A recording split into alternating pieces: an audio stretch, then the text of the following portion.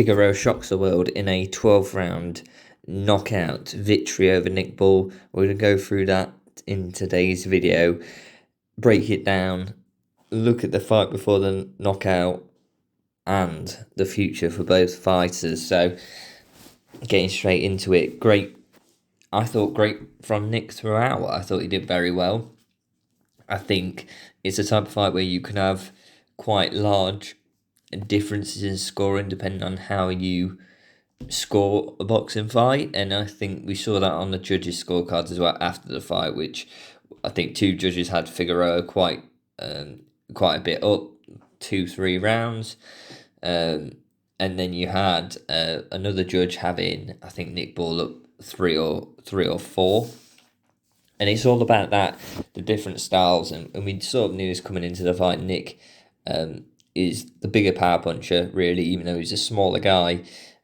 Figueroa is there to jab at you, to throw shots, but they definitely do a lot less damage than Nick when he throws, which, again, when Figueroa is firing off an average of something like 90 shots a round, you will have that problem. You can't throw it with intention all the time, and a lot of the time you can't. You've got to just throw and catch him good.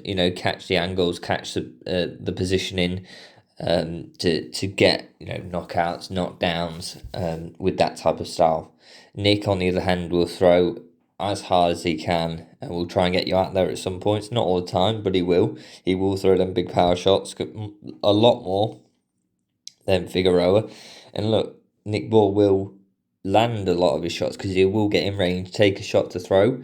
Whereas Figueroa is trying to jab out there, and he will miss a lot of them throw shots. They're not out the 90. He's missing quite a few because he's trying to keep distance. He's trying to do X, Y, Z. He's trying to position, and that's the key from me. Look, so that's why it could be quite distant. Because how much landed, how much damage, it's all up to personal interpretation of the fight.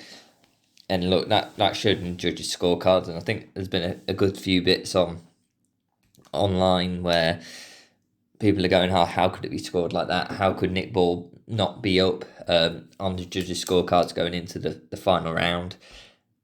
I can see it, and I think it just depends on how you score it. Me personally, I had Nick Ball up. I had him up one round. It could have been two, and that was my point I put in the but look, that's the key. It could have been two, may not have been. I had him up one round going into the final round, so it really mattered who got that final round, if Nick Ball won or it was a draw. I think a few people had it like that, but look, I can see it both ways. If you score, I could have gave an extra round to Nick, could have gave an extra round to Figueroa. It could have went really either way into that final round. I think really my key point would be Nick did very well in the early. He definitely won a good few rounds there. Figueroa came into it later, and to be honest, with the stars, that's not is exactly what we sort of thought going into it. Figueroa would last longer because he's not throwing power shots in early rounds, and it was all about Nick winning the early rounds to get a good margin up.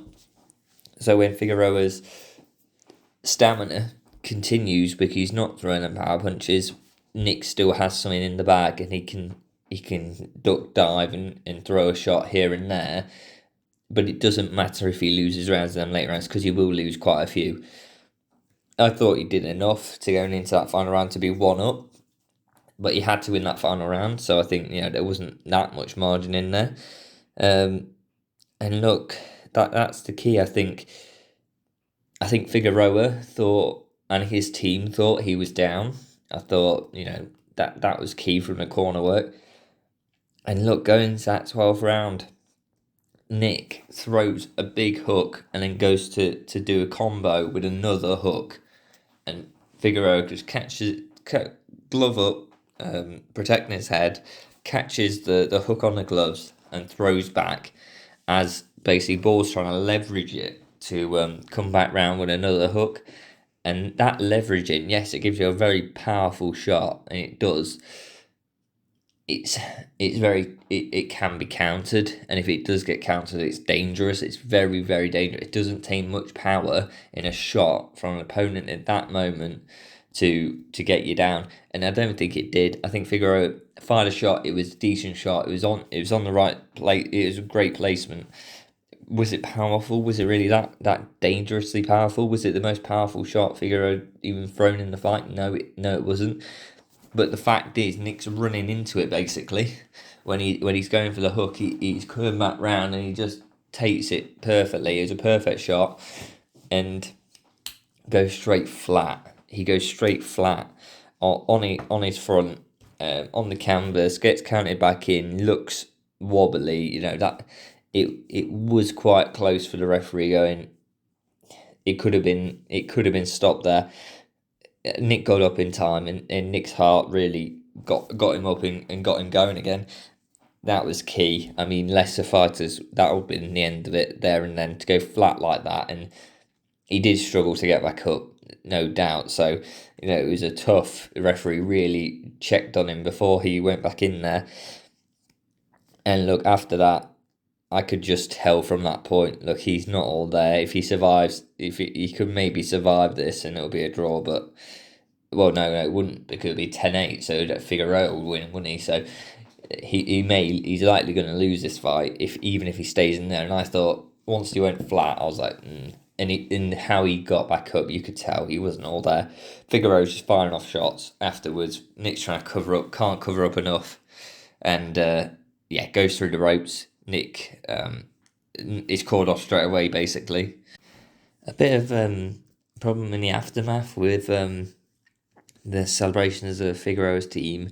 Obviously, a big moment where they thought they were losing the fight. Gets a KO in the 12th round. Probably, definitely his biggest fight of his career, or one of his biggest fights of his career. And especially with him being down in that fight, it's understandable. The celebration, I think, in that moment, there's going to be someone in that corner who, again, knows enough about boxing and knows enough about what happens in the ring to go, for now, look, he's through the ropes, he can't get up. They're trying to, help him out, and they're still looking at if he's okay or not.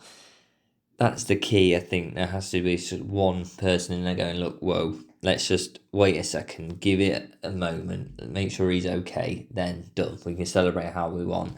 In that moment, it's tough to do so, totally understandable, but that's in a sense why Nick Ball's team started getting a bit agitated after the fact and going, have some, he's still down at current. And look, from both sides it happens. Look, the celebration is clearly a very highly emotional moment for both sides, so it will cause that to spill over and into scenes that you don't want to see in boxing. But look, is what it is.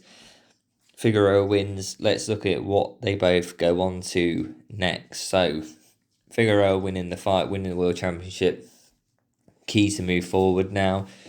I think, look, that's key for Figueroa, is to get past it. I think if I was his team, his management, not the rematch isn't the angle at current. It may be in a few fights' time, but look, Nick Ball was tired to fight Inoue next. That was a big fight they were pushing for after this, so why wouldn't Figueroa push for that? I think he's less of a big name. I think he draws in less of a crowd than Nick Ball.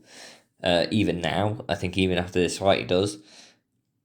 That's a problem, because Inoue needs that super fight to do something.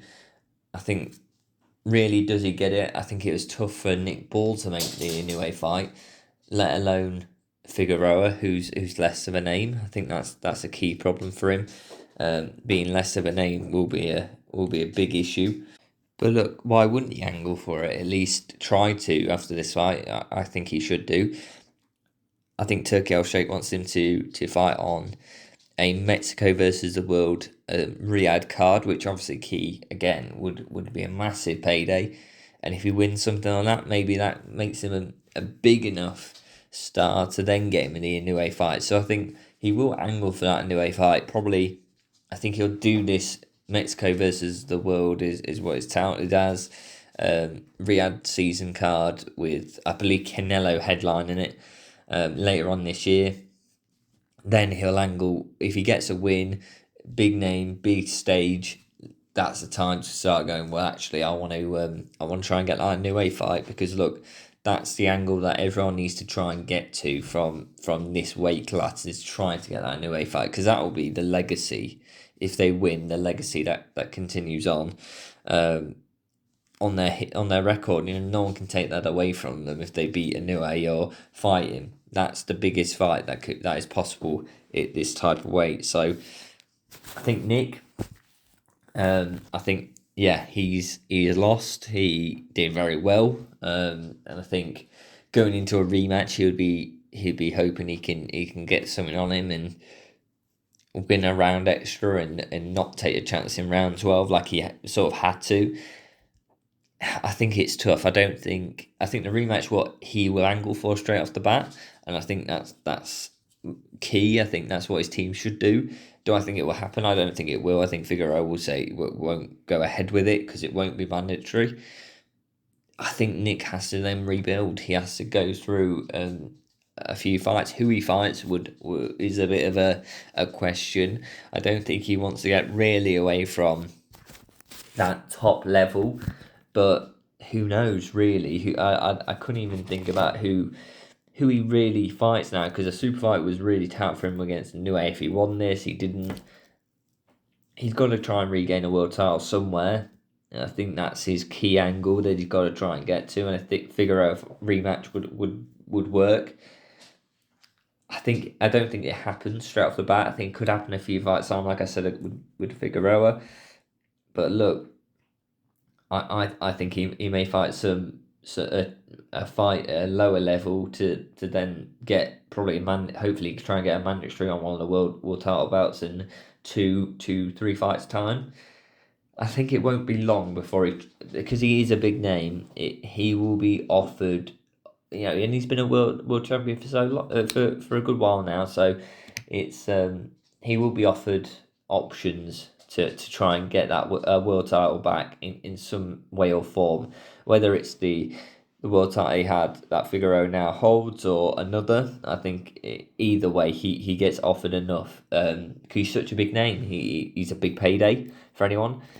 He's also a big payday for all promoters and belts and whatever, so they will be offering him options. He's one of the best in the world as well, and that is the key, that then people will be afforded opportunities in their world title fights. So let me know what you think in the comments down below. I think, look, Nick Ball was winning, got caught massively. I think it's a learning curve for him that he needs to, if he could do a bit more in an early round. He didn't have to rush. But look, on the judges' scorecards, Figueroa was enough up, so it's tough. I think the has to be clearer on them rounds to get the wins. And look, I think the Inoue fight may happen down the road. Still, I think it's very unlikely now to happen at all. I think it was hard to make anyway, let alone now with a loss where he's got to rebuild. But let's see. Let me know what you think in the comments down below. Who do you think Nick Ball should fight next? And I think I'll maybe do a video if I get enough comments about it to take you guys through who I think is probably the next likely opponent in his boxing career. So let me know what you think in the comments. Like and subscribe, and I'll see you next time.